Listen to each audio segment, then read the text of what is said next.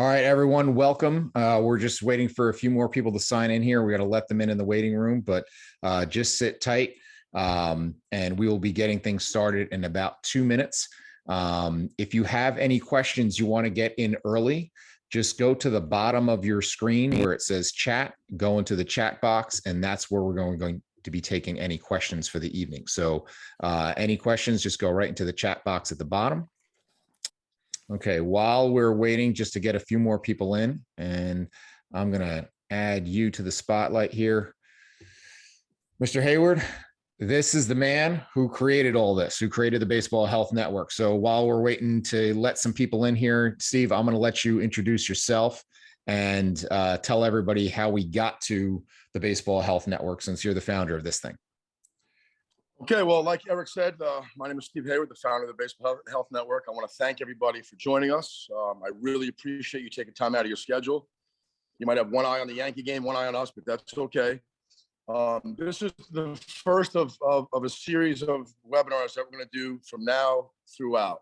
The segments are going to be short, but we're going to get through it, and you're going to get a lot of good information. So the Baseball Health Network came to me because I've been training guys for over 20 years. I've been involved in the training business since 1997. And when I was in high school, I had a very mild arm injury. It was called bursitis. And I ended up missing a month and a half of my senior season because of bursitis. And what I know now, I realize that there's no way that it should have taken me that long for such a minor injury and missed pretty much 3/4 of my season. So I started to think about these things, like, what makes players get hurt? I met guys like Eric. I met Dr. Ahmad. And I got to learn from the training side and from the medical side, how if we all just came together and put our brains together, we can come up with some common solutions that would help people, stay healthy and improve their performance. So, I figured I couldn't do this on my own. I didn't have the knowledge to do this on my own. So I figured I'd go out and find the smartest people that I could. And luckily, they're all here tonight.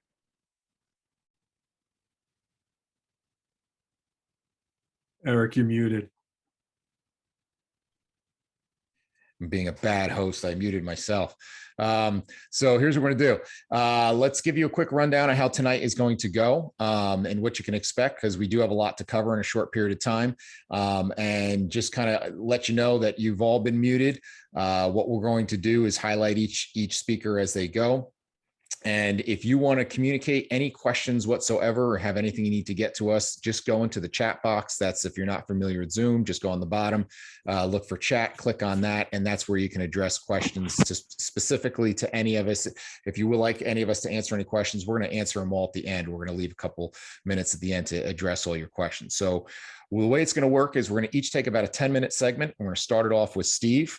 And I usually have to keep a lasso around Steve to keep him to 10 minutes, but we're going to start with Steve, and then I'm going to pass it on to Bill Schwarz, who's a physical therapist, who's really knows the stuff. I'm going to talk about pitching mechanics and how to do video and biomechanical analysis of pitching mechanics. Then I'm going to talk about the performance side of things. Then we have a presentation from Dr. Ahmad, and then we're going to have our question and answer. So again, anything you guys need, just go into the chat box and put those questions in so we can start piling up and have them ready for later. And I'm going to pass it on to you, Steve, and it is all you. All right. Well, like I said earlier, I've been training guys for a long time, over 20 years. And, I saw this arm injury epidemic start to begin about 15 years ago. And I realized that we have to start educating kids more, and we have to educate kids on how to keep themselves healthy. So the subject for tonight was getting ready for your upcoming season, which to me means the spring season. Right now, we're about 2 weeks away from the end of the fall season. We're going to take about the month of November off of throwing. I know that after the season's over, it's recommended to take 3 months off of throwing altogether. I completely disagree with that. I believe that regardless of how much you threw in the prior 2 seasons, you could actually throw the ball a couple days a week at a very low intensity level, just to keep your mechanics in tune and just to keep your arm conditioned. But what I want to talk about right now is what I believe is probably one of the most significant reasons we have such an arm injury epidemic, and that's the simple task of playing catch, right? Going out in the backyard and just throwing the ball. When I come into this facility here, I am a PBI in our Ramsey facility. I come in here, I see kids all the time throwing with such poor mechanics, such little intent.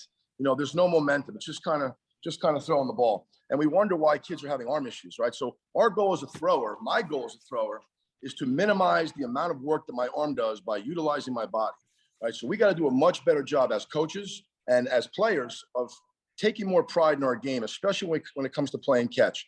Because what a lot of kids do, and I'm specifically talking about pitchers tonight, what a lot of kids do is they try to pitch to get their arm in shape instead of getting their arm in shape to pitch.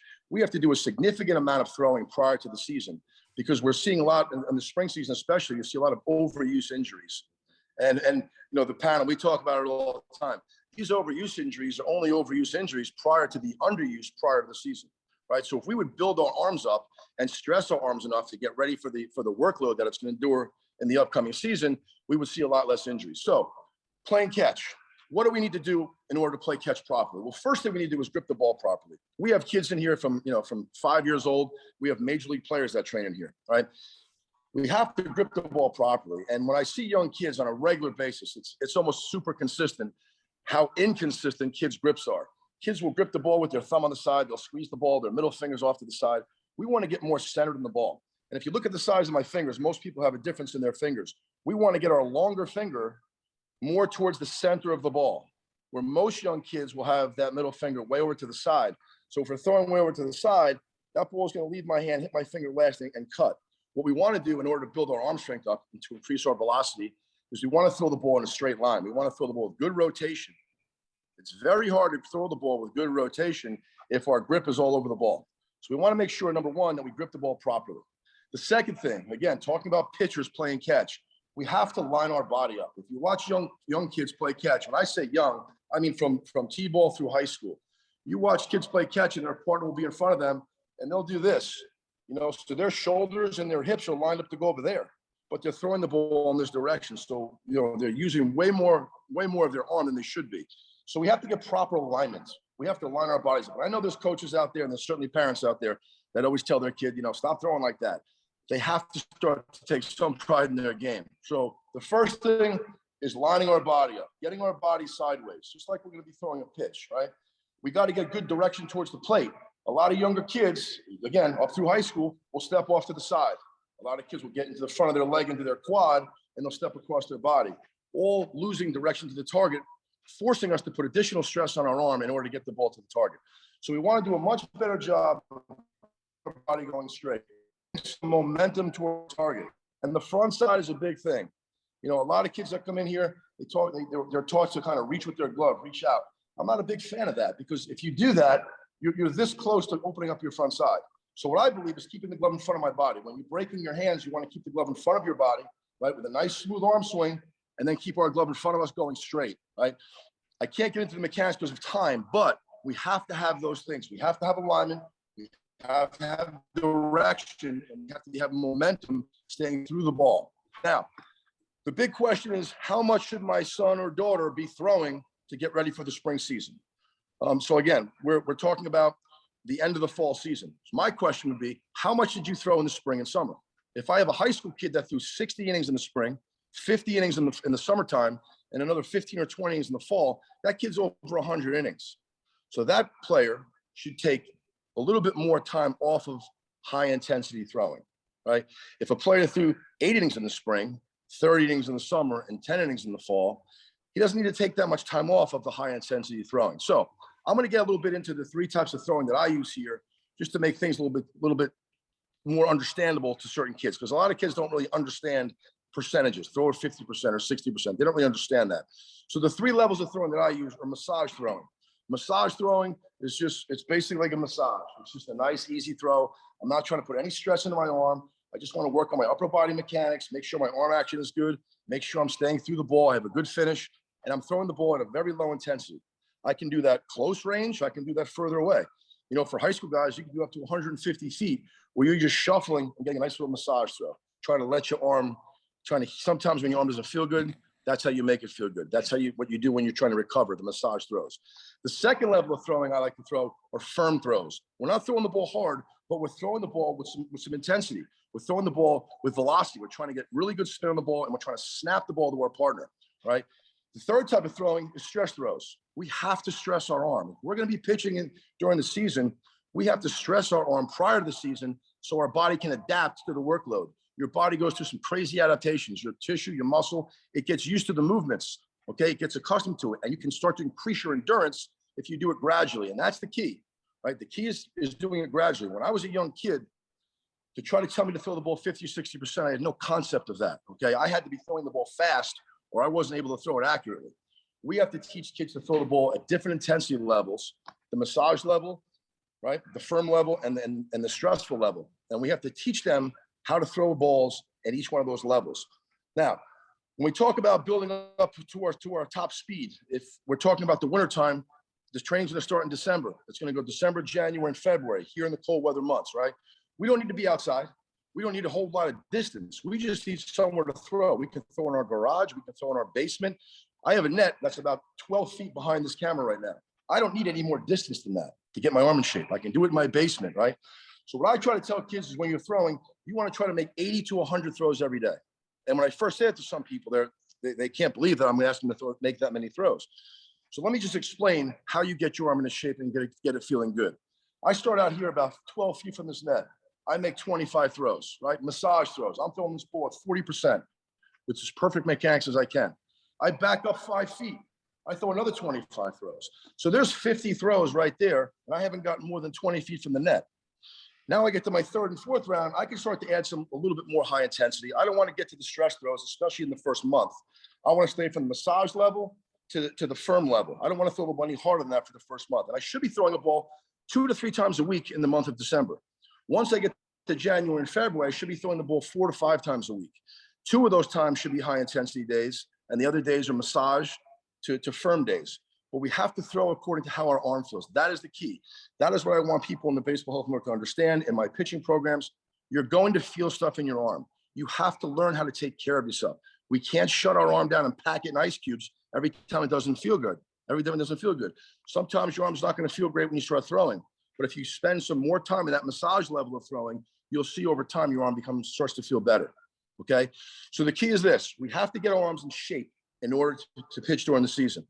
If we're going to be throwing 75 pitches on April 1st, then we have to throw bullpens that gradually lead up to 75 pitches. We can't spend the whole winter throwing 25 pitches at 70% all the way to the season. And then once the season starts, we jump out there on the mound and start ripping 75 pitches. You're just asking for trouble. So we have to use a common sense approach. We have to slowly build our arm up gradually with the 3 levels of throwing based on how your arm feels. And again, we have to be consistent with our throwing. We don't have time to get into the whole mechanic thing, like I said earlier. And I'd like to do this in another video, but we really should focus on getting everything going towards our target, because I would say that's the biggest issue. There are too many kids when they throw, everything is off to the side. People like long tossing. When you start long tossing and the guys start to shuffle, that's when they really start to lose their body. So I'm not a real big fan of teaching kids to long toss until they can throw the ball 60, 70 feet on a line with good mechanics, right? Now, last thing I'm going to get into, and then we're going to move on. When it comes to getting your arm in shape, it's not just the throwing part of it, right? There's band exercises, there's dumbbell exercises, there's plenty of information out there. We're going to be providing more information on the Baseball Health Network about this stuff, but we have to get our arm conditioned with more than just throwing. Okay, even if kids are younger, they can be doing shoulder and elbow exercises as well as forearm exercises to help strengthen around their elbow, which is where we're seeing most of these injuries. So that's all I have for today. Again, it's a small sample size. I'm really excited to hear Bill and Eric and Dr. Ahmad talk. I hope you guys got something out of this. If you have any questions, like Eric said, ask below. And I'm going to be here. I have to move my location because we have a practice coming in here. So I'm going to move my location, but I will be here for the night. And I hope you guys got something out of this. Thank you. That was remarkable, Hayward. 10 minutes on the dot. We've done a lot of coaches conferences together, Steve and I, and that is an absolute first. So we got right here. We have a stellar night ahead of us. All right, so let's do this. Let's now keep moving on. The next guy, I'm going to let him kind of give a little bit more of his background once I get him going here, and then I'll be sharing the screen for him for his slides, but because a little technical glitch here. But I'm going to introduce you to Bill Schwarz, who's going to be our next speaker here. So let me add the spotlight to you. Bill, welcome. Well, thank you very much for having me. I'm very honored to be part of this talk tonight. Basically, my name is Bill Schwarz. I'm a physical therapist here on Long Island. And what we do here on Long Island with my company is we take care of 9 different schools, 4 colleges, 5 high schools, and baseball injury and prevention has become such an important thing to focus on over the past couple of years, since there's so many kids going out with shoulder and elbow injuries. So Dr. Ahmad and I took it a step further. We went ahead and put together this group that will use a motion analysis machine, and this motion analysis machine gives us the breakdown of body parts and gives us the why people are having injuries, not just a video of just throwing and things along those lines, but it gives us more of the breakdown of all the joints in the body. So it's become more of a sports science expertise that I've been focusing on, and I get to see pitchers come from all over the United States now, coming in, flying in and getting DARI analysis. And it's become a great passion of mine. And I love doing this stuff with Dr. Ahmad. So that's pretty much it. And I'm going to get into my PowerPoint now. Unfortunately, I'm not the IT guy, and Eric's going to do the PowerPoint, and I'm just going to talk you through it. But it's a really great PowerPoint, and I think you're going to like it. So, so like I said, my name is Bill Schwarz, and I'm a physical therapist here on Long Island. And today I'm going to discuss how motion analysis can be very useful for baseball players in the off season. Since motion analysis helps with both injury prevention and performance, we're able to use motion analysis for rehabilitation and for training. For the purposes of today's talk, I'm only going to show you how you can use motion analysis for your players in the off season and be proactive. Okay, so the next slide. So in our office, we use a thing called a DARI motion analysis system. It's an 8 high-speed camera system that allows a sports scientist to evaluate joint motion and forces that cannot be identified by the human eye. So it's taken it to the next level. Okay, next slide. What is great about the new technology on the market today, and especially this DARI motion analysis system, is that it's markerless. I can superimpose a skeleton on a baseball player within seconds, and the scan itself only takes about 5 to 7 minutes to perform, and the results are instant. Whereas in the past, it used to take us 45 minutes to put electrodes and markers all over the pitcher's body. And then from there, we would get results. You would send them to an engineer, and then 3 weeks later, you would get the analysis. So the technology is remarkable. Okay, next slide. So now when it comes to motion analysis, there are many different options. Since we're discussing off-season training, I'm going to discuss 2 forms that apply to off-season training. That's functional motion analysis, or FMA, and throwing motion analysis, also known as TMA. Next slide. So let's start with the FMA. Now, this is the most important one. This is what I feel gets to the nitty-gritty of why somebody's having a problem. And this is a full body analysis. So we put an athlete through 19 functional motions just to discover the imbalances of their whole musculoskeletal system. Now, you might ask, why are we scanning the full body and the whole body? And the answer is simple. Yes, we're all picking up problems in people's arms, but more importantly, we're also picking up deficiencies in the trunk and lower body.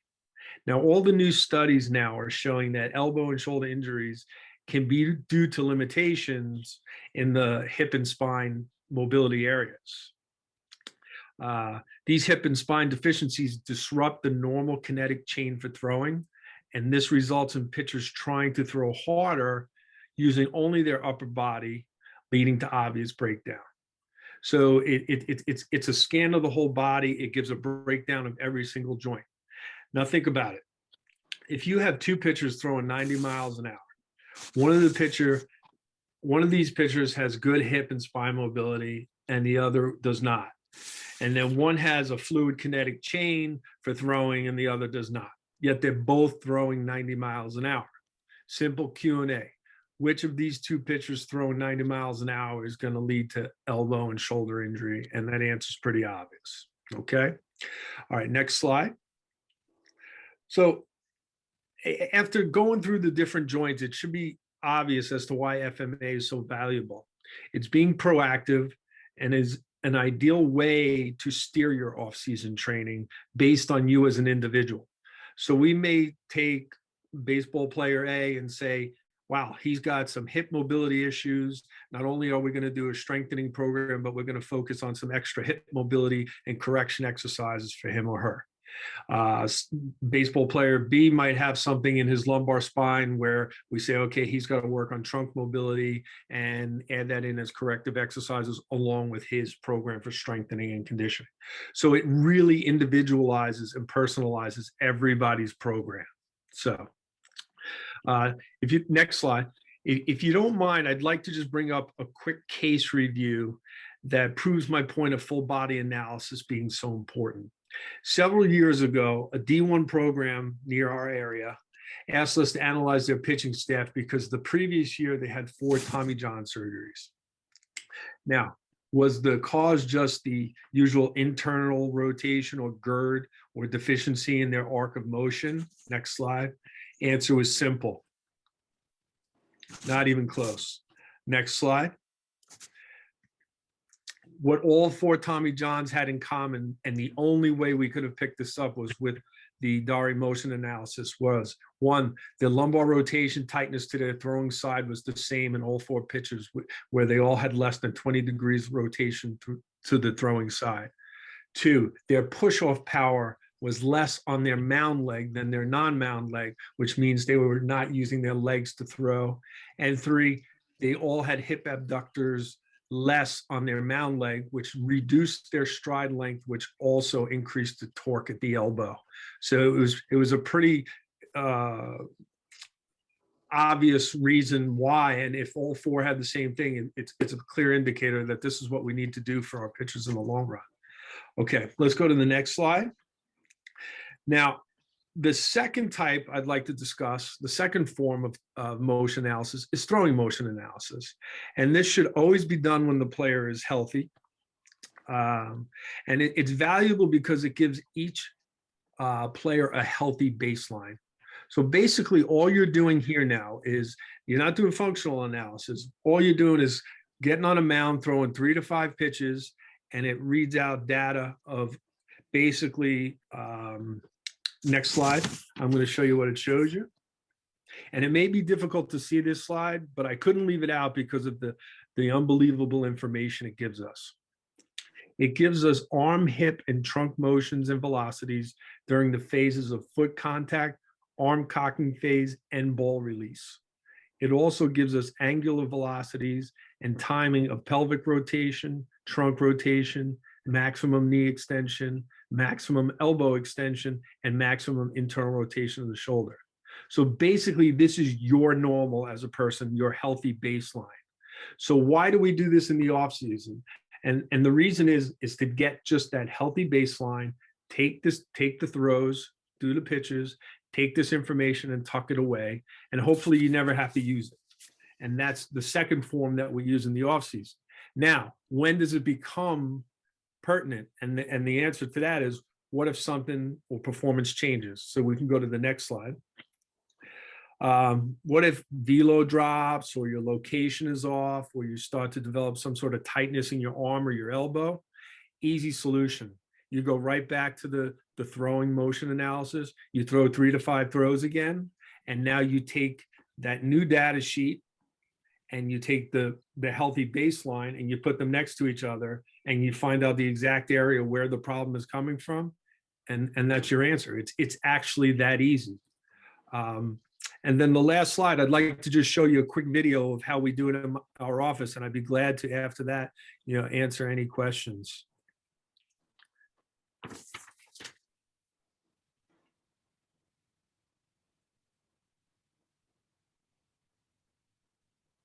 Maybe it's not working. Yeah, that video doesn't seem to be running on my side here. So basically, it was just a quick video to show how we superimpose the skeleton on the players, and how we take that data and how we superimpose it on everybody else. So, but with that being said, that's my talk on the motion analysis, and I'd be glad to answer any questions you guys have at the end. Awesome. Thank you, Bill. So do this.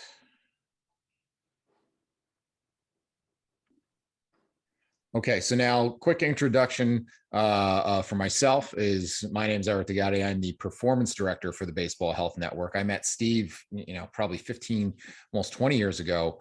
And it was kind of with this concept that Bill just talked about. Is I would watch Steve do some lessons and he'd be struggling to get a pitcher to rotate his pelvis and keep his shoulders straight or any of those things. And I would say, like, you can give him all the drills in the world. It's not going to happen, Steve. And basically saying this is a movement issue, not or a fitness problem and not a mechanical problem. And so that's kind of where I really started diving into the baseball side of strength and conditioning. And so I have a company called Diamond Revolution, and we have programs that I do in person as well as remote through an app-based training program that I developed. And so what I'm gonna do is kind of go through my presentation is going to be the checklist. If you're going to do an off-season training program, what should be on that checklist? So let me get my screen up here. And give me 1 second. Okay, so I'm very big on checklists, and what's the reason? If you've ever gone food shopping, the thing is don't go hungry. Okay, or you'll end up coming home with all the crap in the aisles. Or if you don't have a plan, if you don't go with what you're going to cook for that week, you're going to end up coming home with a bunch of stuff that you're going to end up throwing out at the end of the week because you don't end up cooking it. So having a checklist is having a plan. And so here's some of the things that I would have on a checklist if I was going to kind of audit your program. And this is something I do with both individuals and teams from the high school level and up to the pros. So the first thing we look at is what we call the performance pyramid. And one of my mentors, a guy by the name of Gray Cook, who's a physical therapist, came up with this system of looking at things in 3 tiers. The first is your baseline, and kind of like Bill talked about, is you got to be able to do certain fundamental human movements before we worry about layering any speed, strength, performance, or skill on top of that. So can you do some very basic things? Can you bend and touch your toes? Can you extend back? Can you rotate side to side? Can you reach behind you and above you? And all these simple things that I'm going to show you real quickly later, you should be able to do those first, because if you can't, then you're going to end up making compensations, or you're going to end up adding a whole lot of horsepower onto really bad mechanics. And so with that, that's where we have the next layer, which is performance. Then on top of that, that's where your skill is. So what happens, this is kind of misconstrued, especially when you have players who are playing 3 seasons of baseball, is that they work so much on the skill and they don't develop the foundation underneath that what ends up happening is that you have underpowered athletes who are overskilled and they don't get the most out of that skill. So now if we take this, and I took this, from Gray, and I blew it out to where I made 59 different elements. And so if I sit down with an athlete or a coach, I'm going to say all these things are what ends up showing up on the field. My job is to figure out which one of these things you don't have, or which boxes you don't check here on your checklist. And let's start to address those. And so we look at it. Number 1 is health. Your number 1 ability is availability. You can't strike anybody out or hit a home run from the training room. So we got to make sure that you're healthy. And then from there, we build the foundation of movement, moving up to performance, moving up to, your recovery, the mental aspects. And then finally, the skill, that's where I pass that off to somebody like Steve. So this is kind of a little bit of head spinning when people first look at it, but this just shows you there's more to it than, hey, I'm going to pick up some weighted balls and do some, and lift some weights and think that I'm all of a sudden going to be prepared for what I need to do next offseason or next season.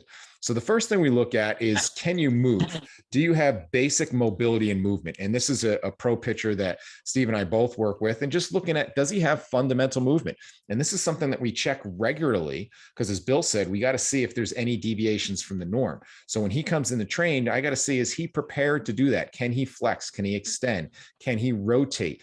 Can he squat? Can he lunge, balance on a single leg? So we'll put him through some basic movements to see, is everything where it should be from a movement standpoint? Because if not, and there's a deficit there, we're going to need to address that first before we go and start adding a bunch of horsepower on top of that, or trying to layer skill on top of that. So that's just a quick look on what you could do. And you can do a very fundamental movement assessment like this, or you can get something much more advanced like Bill is doing out in Long Island.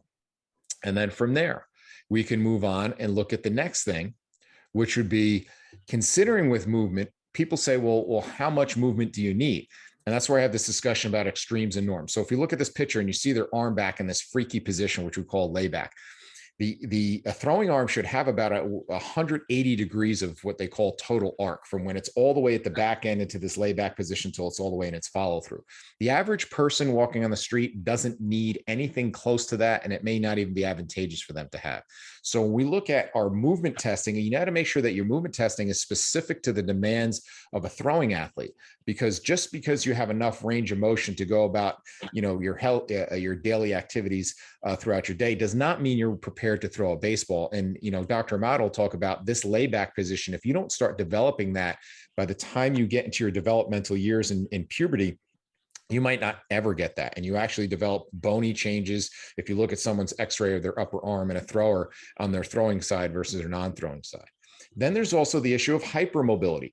And we talk about young players, sometimes they're more hypermobile. So if they don't have enough range of motion, the thing we don't want to necessarily do is immediately think we need to stretch. And when I see coaches out there with 9, 10, 11-year-olds, getting them doing a bunch of stretching, that may be the worst thing that you could do for them. Because if they are hypermobile, you're actually taking someone who's loose already in their joints. And the reason why they're displaying stiffness is because they probably lack control and stability. It's a protective mechanism that they're using that's not allowing them to go in those ranges, or it's a combination of that, or sometimes they're going through a growth spurt, and we don't want to stretch that. That's not something you can fix. You could put them at higher risk.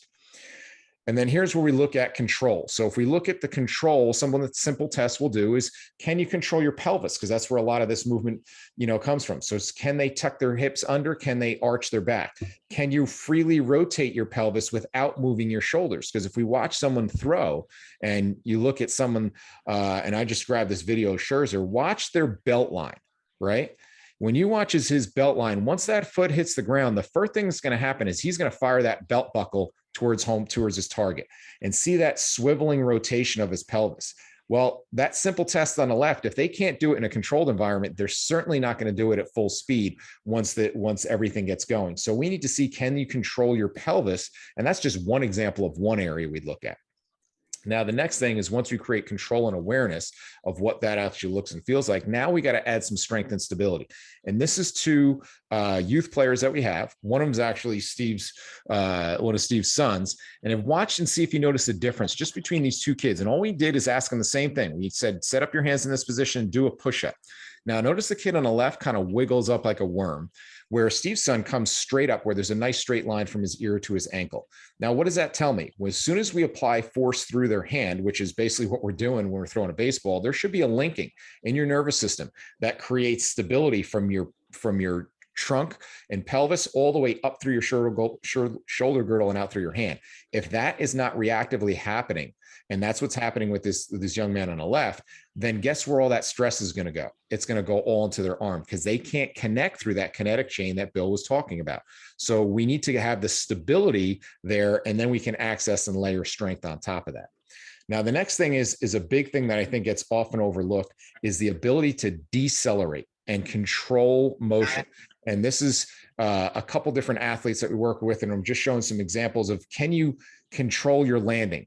Can you decelerate a medicine ball, whether it's in a full body type motion or it's in your throwing motion? And the key is, most of our injuries happen in that deceleration.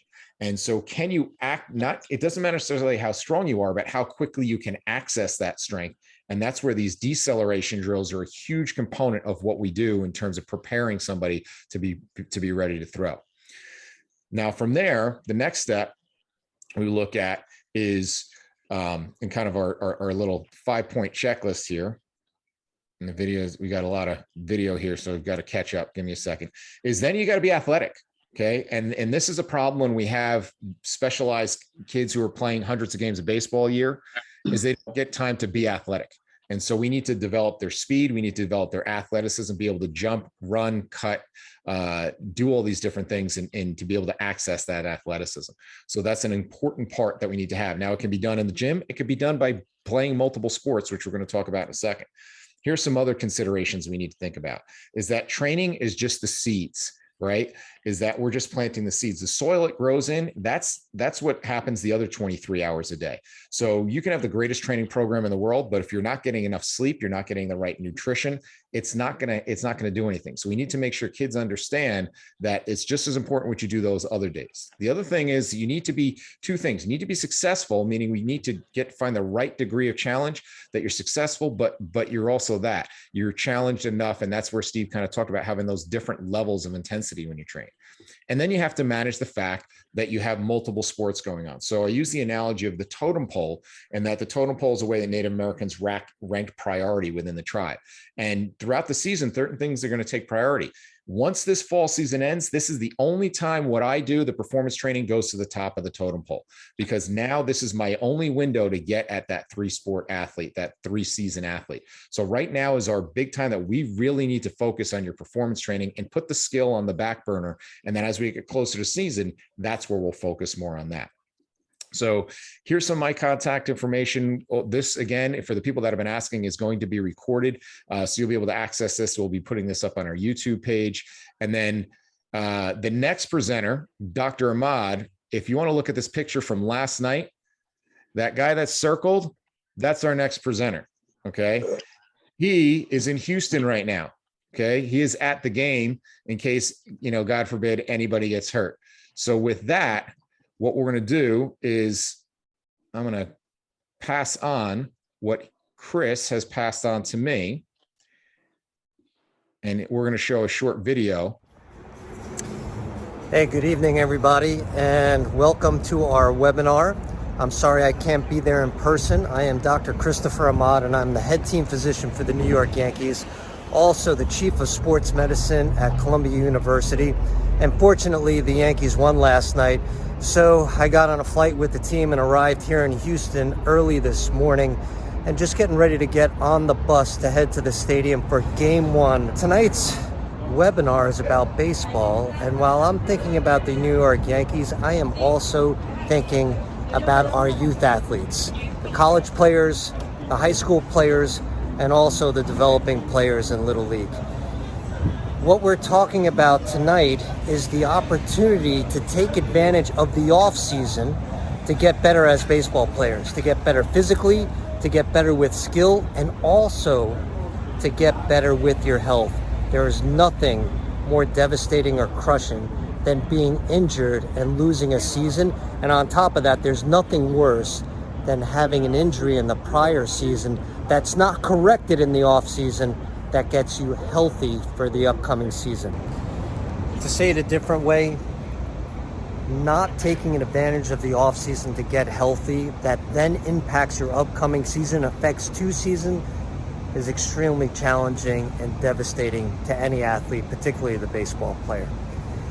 Baseball Health Network was created in an effort to take advantage of all the disciplines that affect baseball performance and baseball health, and bring it all together so that this network can be the most effective resource for baseball players, coaches, parents to get better at baseball and stay healthy while playing baseball.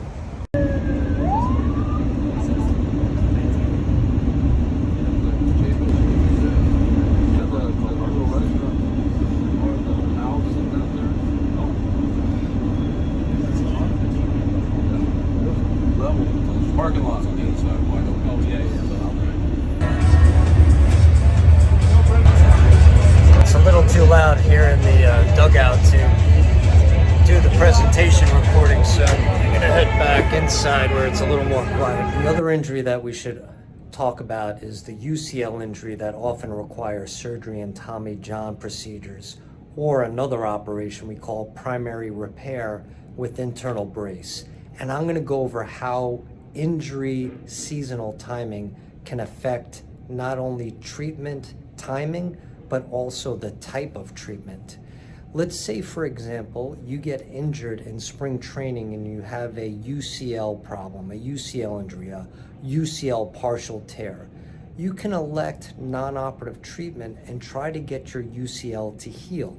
That takes about 3 months. You'll have severe compromise to that season, likely can't get back if you're a high school or college player that season.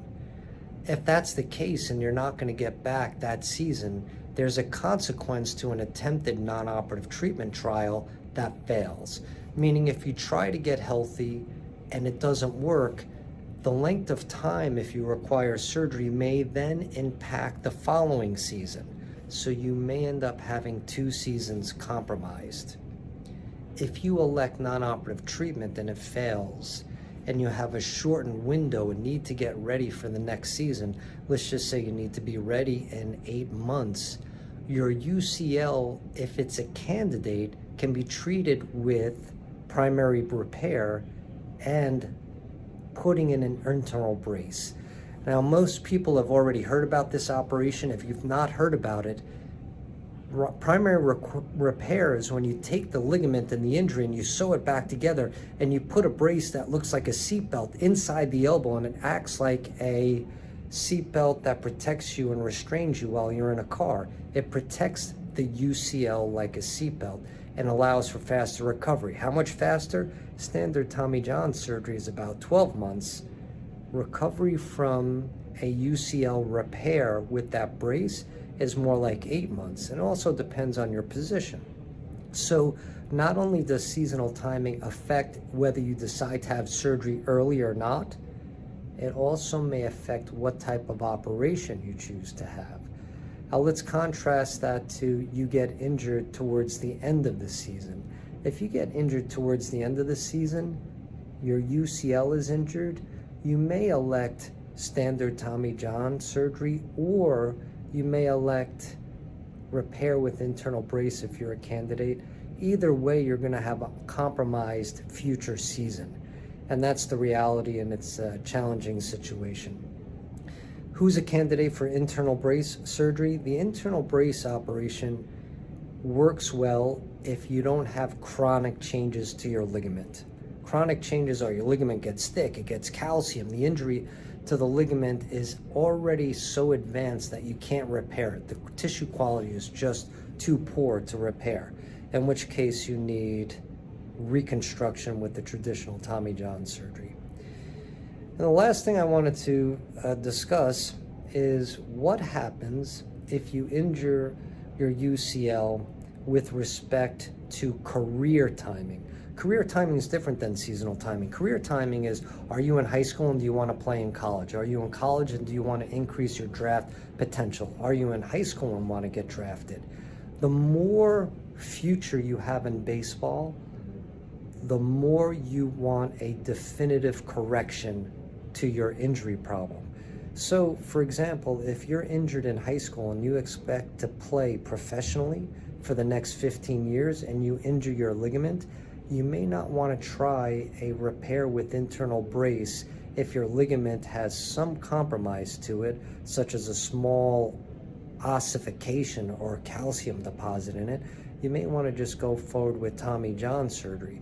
So career timing, where you are in your career and what your future is, also impacts what treatment that you will choose and the treatment that will be recommended.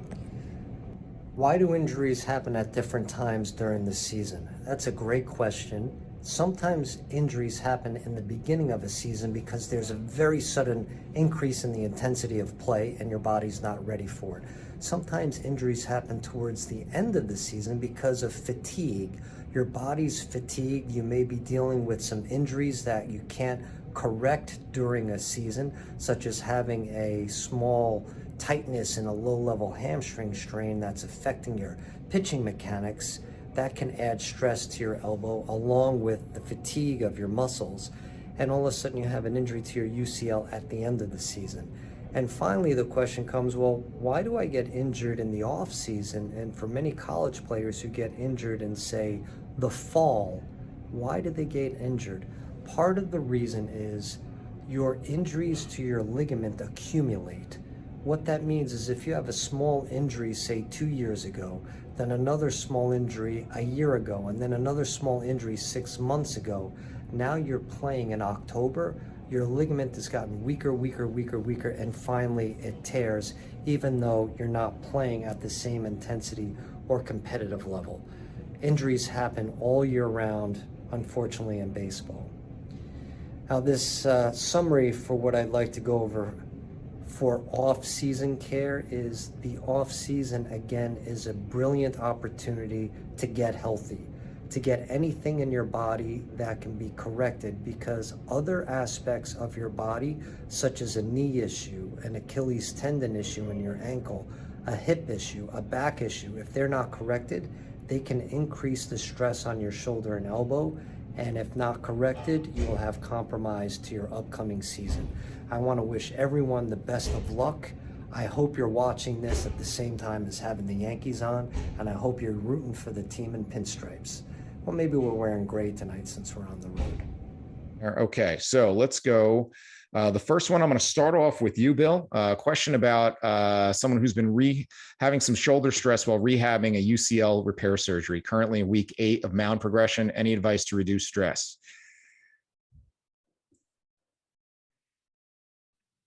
Can you hear me? Yeah, yes, we can. Okay, so you're at the 8-week program, on a mound program. What you're going to reduce stress at the elbow is you need to do that FMA, break down the analysis. So that's a great question. I'm glad you asked. So many times people think, oh, should I do this FMA analysis just because I'm trying to prevent injury? And I tell people that have had Tommy John surgery, you want to do the analysis just as much then, because you don't want to have another Tommy John. We talk about these re-tear rates. We have to find out the why, or the cause as to why you had that stress and increased torque at your elbow. So the answer to that question is you need to do a full body analysis and find out where there is some sort of musculoskeletal deficiency that's going to create an increased torque to that elbow. Just like those pictures from that D1 program, we checked GERD and total arc of motion, and they were all good, but they all had rotation and spine problems. So for you as a person to answer that question, I would have to do a full functional motion analysis, find out where your restrictions are, find out the cause of the Tommy John, and add those corrective exercises into your program. Awesome. Steve, anything you want to add? You've had your fair share of UCLs. I would. I've had the unfortunate pleasure of helping recover from Tommy John surgery, over 70 guys. And one thing that I've noticed, that the guys that are rehabbing from elbow surgery tend to have shoulder issues throughout their throwing program. Guys that are recovering from shoulder surgeries usually tend to feel something going on in their elbow. And I believe it's also part of compensating. You know, when you're coming back from a surgery, there's a mental hesitation in the throwing, and the way that you were throwing used to cause you pain. So you're trying to change the way that you throw and compensate. And I think that has something to do with feeling in the shoulder or the elbow. Okay, awesome. So let's get to the next question here. This one, I'm going to start with you, Steve, and I'll pass it over to you, Bill. So do you see a trade-off in velocity if you're trying to optimize proper mechanics, and how can you balance both? Well, I think a lot of kids lose their mechanics trying to throw the ball harder. If they would throw the ball at a 90% intensity rate, sometimes you get 100% of your results. When you're trying to add, and I always say that, nothing extra. Don't try to add to your motion. When you try to get that extra velocity, you're going to find that you're probably going to pick up a mile an hour or two with additional stress on your arm and lose location, as opposed to staying smooth in your mechanics and throwing the ball 2 miles an hour slower with better location. So absolutely trying to throw the ball harder, which was what I was famous for as a kid, overthrowing the ball. You're definitely going to lose your mechanics trying to reach back for that extra power. Bill? Yeah, so I'm going to piggyback on that. I agree 100%. I don't think you see a trade-off in velocity if you improve your mechanics. I think what you're going to do is you're going to have your velocity that you're at, or maybe improve a little bit, but you're going to be more efficient and with a more fluid kinetic change, so that miles per hour that you're clocked at is going to be more efficient and safe. So you're not trading off velocity, you're trading off risk of injury. And a great word that should not be looked over that Bill brought up is efficiency. And one of the key things, and I've gotten the pleasure of working with Dr. Greg Rose from On Base University, and he works with a lot of people out in the California area and consults with a lot of major league teams, is there's a difference between efficiency and style, right? And what we most of the times try to copy is style. So you say, well, Verlander is very successful, or this pitcher is very successful. I'm going to try to copy all of their mechanics, but that doesn't necessarily work because you might not be able to do what their body does. And it goes for hitting or throwing. And so that's where the functional analysis is important, because let's say you're someone that can't internally rotate your hip. And so that's going to cause you to have a trouble to keep your front side closed, and you may fly open. And so you may need to alter your mechanics based on what your physical limitations are. Now, there are some things we may be able to do to change that, but don't assume that because someone is successful with a certain style of pitching. There's a million different styles of pitching that have all been successful. What makes them successful is they pick the most efficient pattern for them, especially if they've had some level of durability. Now, question that I'll jump on here, and this is one of those old wives' tales that I always have to dispel. Is there any age limit for kids starting to work out with weights for strength? Is working out for strength is relative to your capacity, right? So if I have you and you can't even squat your own body weight to sit from a low chair and get back up, that's strength training for you to do that. Now, if you can do that and you can do that for, forever, well, then it's not going to have enough stimulus to create a strength return. And so with that, the only way to make it more challenging is not to do thousands of them, because that's going to have a different effect. There's something in exercise called the SAID principle, and it stands for specific adaptation to impose demand. And what you would do to build endurance, because if I want to be a cross-country runner, is very different than what I would do for an explosive power sport like baseball is. Okay. And so with that, you need to work within certain confines and rep ranges and work times. And so you need to eventually, if you're strong enough, you need to challenge that. Now, that can sometimes happen at 9, 10, 11 years old. And so having them hold a light kettlebell or dumbbell is not something I'm concerned with. And the irony of this is that there's, and Bill, you can probably, test it as chime in on this. There's way more stress put on your shoulder and throwing arm, throwing a baseball, than there is going to be lifting a dumbbell overhead, right? If it's done properly. And so I'm not as concerned with having because there is not a magical age. And then the other thing you got to understand is that window of development. And that if you look at the difference, go to Cooperstown and when you see all the 12-year-olds, and you're going to see some kids who are shaving, and you're going to see some kids that are these little baby-faced 80-pound kids who can barely reach the plate. So there's a huge swing in developmental age, and it could be almost a full year of developmental age difference, if not more. And so to put a magic label to say at 12, this magic light goes on, you start strength training, it doesn't necessarily work, because there's that huge variability in there. So next question. So for a 12, 13-year-old pitcher who has so far avoided arm injuries, good job with that. He should be developing lower half and core. His pitching coach suggested body weight squats, uphill sprints, and lunges. Thoughts? I'm going to go, Bill, you go to that one first. Yeah, I think I agree that the coach is correct. You got to develop the lower half and the core. I think it's got to be done relative to the upper body. What they suggested, body weight squats, uphill sprints, and lunges, that's a few of the exercises that can be done, but there's so many other type of core exercises that can be added in. And basically I'll turn to you for that, Eric, and that's your. So the one thing I would say is that the more we do things in isolation, that doesn't mean you never do those things, and that those things that they would recommend to you are bad, but the more you do things in isolation doesn't mean that you're going to be able to access those once you're actually on a field and on a mound. And so being able to express force from the ground that ultimately leaves your hand, and kind of like think about that push-up that I showed, is that there are two kids trying to do the same thing. So the movement wasn't so much the thing, it was how they accessed the rest of their body and through that kinetic chain when they did it. So being able to express force from your feet out through your hand and have that whole chain connect is going to be important. Sprinting is something that's very underrated. That's incredibly important. And being able to do that and being able to be just really athletic. And Steve, I want to pass to you because we talk about this all the time. If you look at some of the great pitchers out there, they're generally really good athletes first before they worry about being really good pitchers. Like, so Steve, I'm going to give you a hypothetical. I got two kids that in one of them, you got you got a choice of which one you're going to try to develop into a high level player. One plays 3 seasons of baseball and he's the best kid on his 12U team. Right. And the other kid really is not skilled in baseball, but he's an insane athlete, right? He can play, give him a ball in any sport. He's really good. I'm going to hand them to you to take care of the skill. You got the next 4 to 6 years of development. Who do you think's got the better trajectory? Well, you already know the answer to that. I'm taking the most athletic kid. And, you know, it's funny when you look at baseball players, you see these things on social media sometimes. When you look at most high-level baseball players, you can put them on a basketball court, on a street hockey court, and they can pretty much stand their own in a sporting arena outside of their own sport. Sometimes you look at basketball players throw a ball, or you look at some football players throw a ball. They don't look good doing it.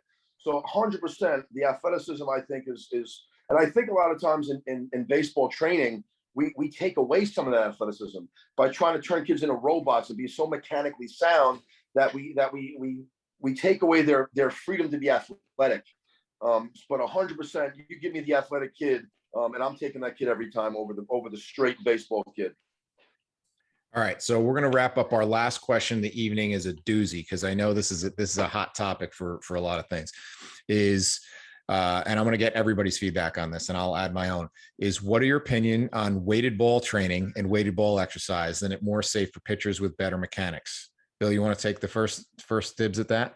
Sure. I'm not a big fan of weighted balls, but because I think they're not used correctly. I think people, just like everything else, just become so advanced too quickly, and they wind up straining themselves, wind up causing slap tears in their shoulder or UCL strains and sprains. And it's basically, is it safer? Is it more safe for pitchers with better mechanics? Again, it depends on the rate of progression and how often they're doing it. And I honestly think that it's not the greatest thing for pitchers. I really don't. Steve, go ahead. Yeah, I'm not a big fan of weighted balls. I do use weighted balls for certain things like arm exercises. We do some reverse throws. I'm not a big fan of firing those balls. I know there's some major league guys that I work with that use them.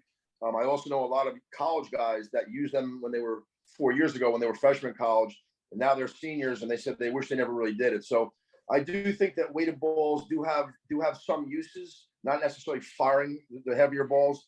But I got to say, for most kids, I would focus on throwing a real baseball the right way first, mechanically sound.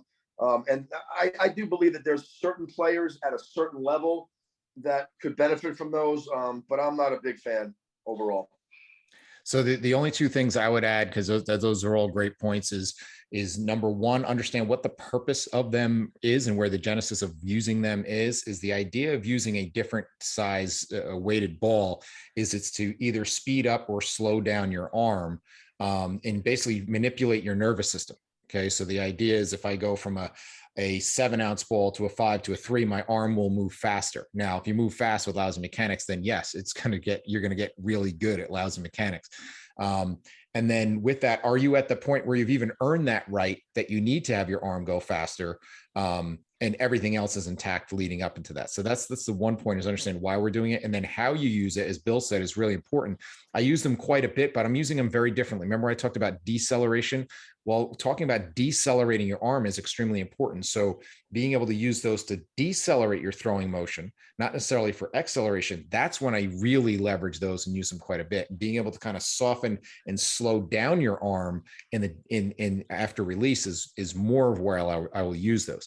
The second thing is, and here's what I found, and Bill, you could tell me if you found the same, is you remember I had that slide talking about hypermobility, and what I showed was some pictures of simple tests called the Beighton scale, where you can look on a 0 to 9 scale at kind of your joint laxity. So with that kind of, if you ever heard that person, it's double jointed, that can bend their joints back in a bunch of different positions. Those people who are generally more hypermobile, they really don't respond well to weighted ball training. And the reason why is because one of the reasons, the mechanisms it works, is you're creating more range, and the more range you have, the more force you're going to put around it. The longer you stay in the ball, the more force you're going to put on it. Well, if I have someone who's already hypermobile, the last thing I want to do them is give them more joint range of motion and possibly stretch those ligaments and joint capsules that are giving you the integrity in your joint. So that's where you have to be super careful with who you're giving that to. And if you don't have that information for you, then I would steer on the side of caution with that kind of thing.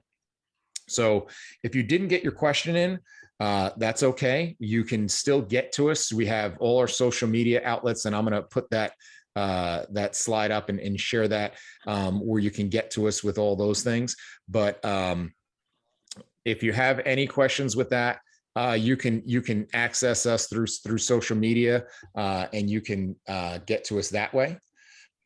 And that's probably the best way to ask any questions. We are going to be posting this on our YouTube page, so you can get to us through there. And I will just kind of put up all our social media and the links, and we'll send out a follow-up email with that as well. And I want to thank Bill for your time, and Steve always for doing this kind of stuff. Behind the scenes, Jim Monahan was a huge help in putting this together and kind of helping us get all the things out to you. And we're going to be following up with more of these. We're going to look to get another one going in the next couple of weeks. Hopefully we'll be celebrating a Yankees World Series win with Chris at that point. But we'll let you all get back to the game. We'll be posting this recording as soon as possible. Please stay in touch and stay tuned. Follow us on all of these different things so you can find out when the next one's coming. Thank you, everybody. Have a great night. Thank you, guys.